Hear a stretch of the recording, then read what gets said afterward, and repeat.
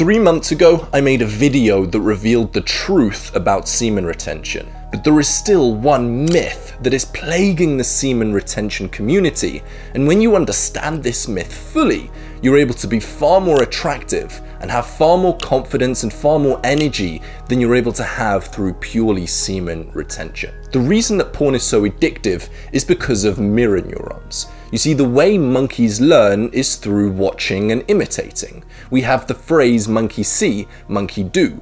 When you watch somebody else perform an action, mirror neurons fire in your brain so that when you try to perform the action, you're better able to do it. If you see someone throwing a spear again and again, mirror neurons fire again and again in your brain and you're able to throw the spear similar to how they threw the spear just from watching them. And this is the reason that porn is so addictive. When you watch somebody else having sex, mirror neurons fire and it almost feels like you're having sex. In 1943, Maslow created his theory of human motivations that very basically, we've all heard of it, states that we all have multiple layers of motivation. And at the lowest level, the level we all need is shelter, it's food, it's safety, and it's reproduction or sex. And the problem with porn is that it falsely satiates our need. We all have this need, but our brain is unable to distinguish between porn and sex, so it rewards us for porn just as it would for sex. We have this deep need, and our brain is simply just putting a quick plaster over it and leaving it as that.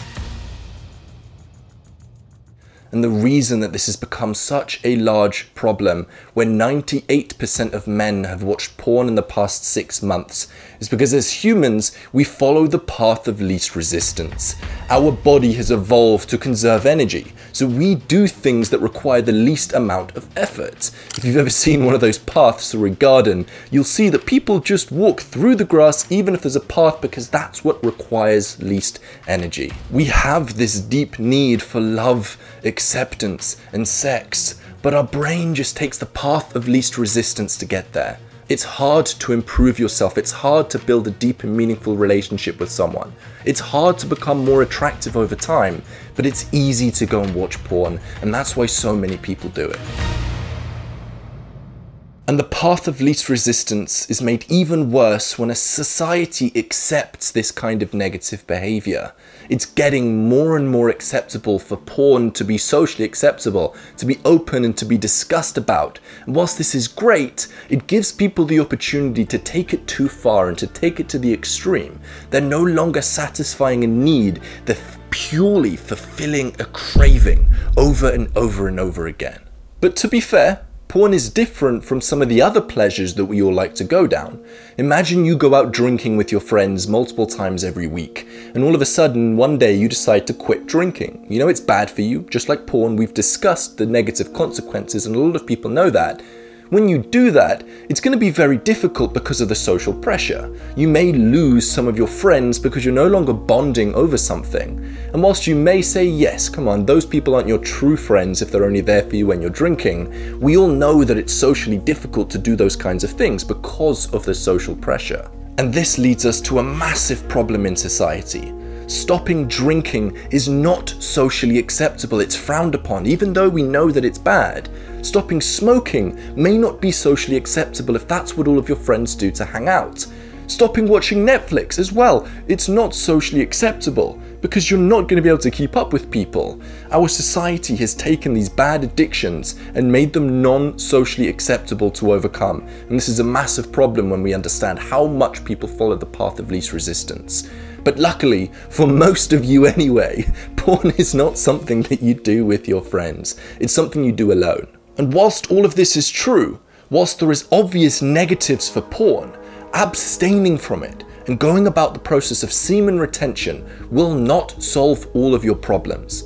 It's very easy for us to view semen retention as some kind of a fix for all of our problems. We're struggling, we don't know what direction to take our life is. And semen retention seems like something difficult that we can latch onto that we think is going to solve all of our problems, but that's not the way it works.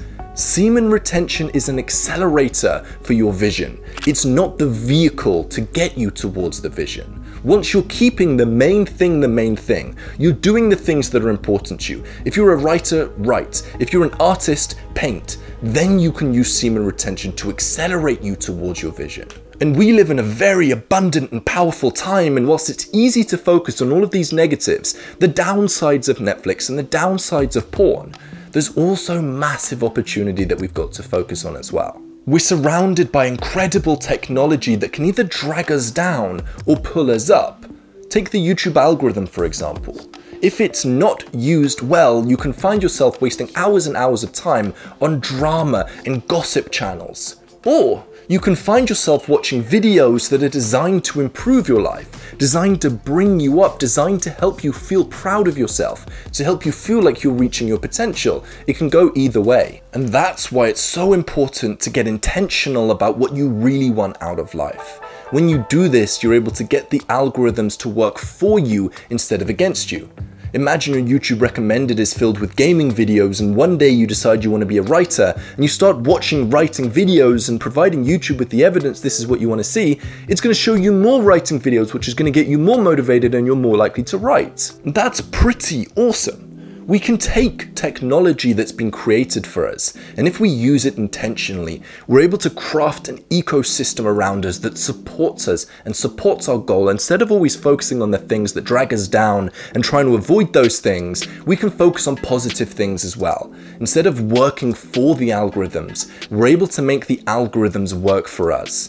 But that can only be done if we live intentionally and we intentionally provide the algorithms with evidence of what we want to see.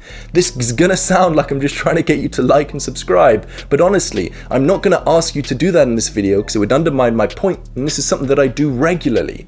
Like videos that you want to see more of. Subscribe to channels that are positive and you want to see more of.